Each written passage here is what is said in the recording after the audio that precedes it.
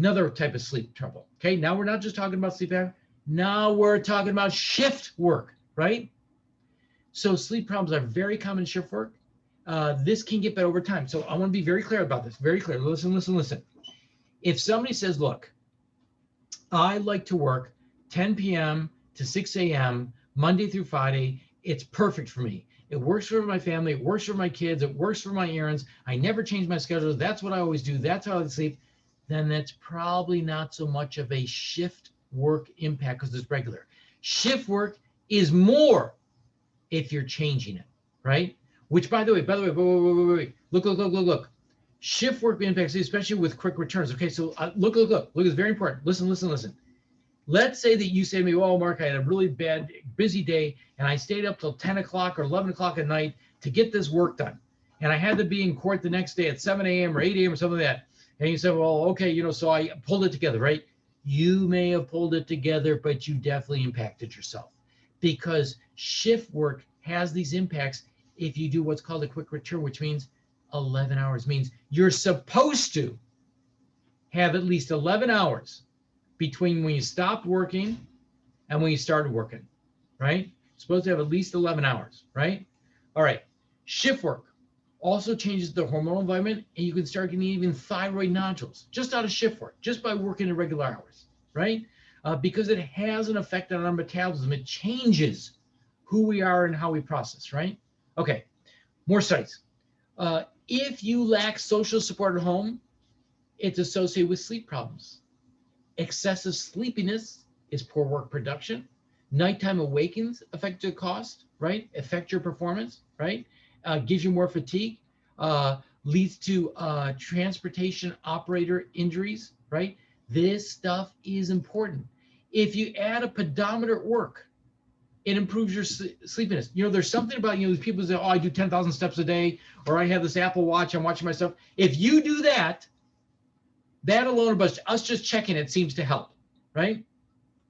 We talked about no difference in outcomes between treated by sleep specialists or a primary physician. Lower melatonin secretion when you get good sleep may lead to diabetes if you're not getting good sleep. By the way, a lot of us are impacted the society we live in, or the company you keep. So a lot of people say, well, I'm a night person, right? Well, most people tend to be night people because of their family, the types of things that they like to do, that they think their normal rhythm. But we were really meant to go to sleep when the sun goes down. That's what we're meant to do. And we're meant to get a good sleep that way. If you can, it would help. Now, let's say that you're not able to get all the sleep you want, right? What can you do, right? So first of all, napping will lower your risk, right? There's nothing wrong with a little siesta, right? So if you take 5-10 minutes middle of the day, take a little nap, it will help, okay? And if you have proper attention to the work factors, meaning if you're really trying to regiment yourself well, not have those late nights, keep your schedule going regular, you'll do better.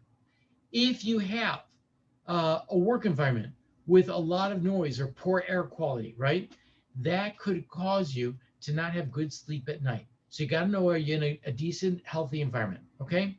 All right, here we go. So here we go, the DMV driver's license office. Got that? Okay. That I don't think they're going to pass their license that day. Okay, only at a DMV office. Okay, so here we go. Right, I'm going to show you a quiz. Right, here we go. Here's the quiz.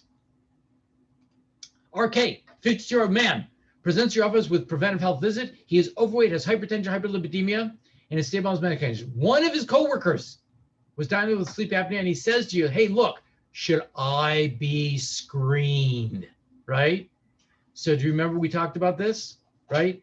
Based on the U.S. Preventive Services Task Force, do they recommend screening in general? Right? He should be screened. He should be screened. He should be told there's uncertainty about screening. He should not be screened. Right? So remember we talked about this. Right? Some agencies says definitely. Others say probably not. So probably right now the answer would be C. Though most would probably use a portable unit anyways, he should be told there's uncertainty about screening them. But in general, as soon as someone brings this up, as soon as I get a little indication, as soon as I get some of those history of some of those conditions, I'm going to want to screen them, right? Okay, number 2, ready? Question number 2, ready? Which of the following statements about risk for sleep apnea are correct? Alcohol and sedatives use, increased risk. Women, her postmenopausal is increased risk, higher body mass index, and those craniofacial abnormalities, including that jaw stuff, are associated with decreased risk, right? Right. So look at that, right? So look, the answers here, we talked about some of this stuff, right? Answers are B and C. Remember we talked about how the population is aging, especially the gals as they get older, they have more risk of getting obesity. And then the body mass index, we talked about this. Remember we talked about the craniofacial. It increases your risk for sleep apnea. You got that small jaw, it's going backwards in your throat. That's going to give you that particular trouble. Okay. All right. Question number 3. Which of the following statements about epidemiology of a sleep apnea in the United States is correct? Right. The rate of progression from mild, moderate, severe has been well characterized and established in clinical practice. The current prevalence is 10%. Sleep apnea is more common in women than men. The prevalence increases with age, right? So we talked about this, right? When we said, look, we see different studies looking at different amounts. So we don't really know that progression, right? Prevalence, we talked about this. I showed you the California study. The numbers are much higher, right?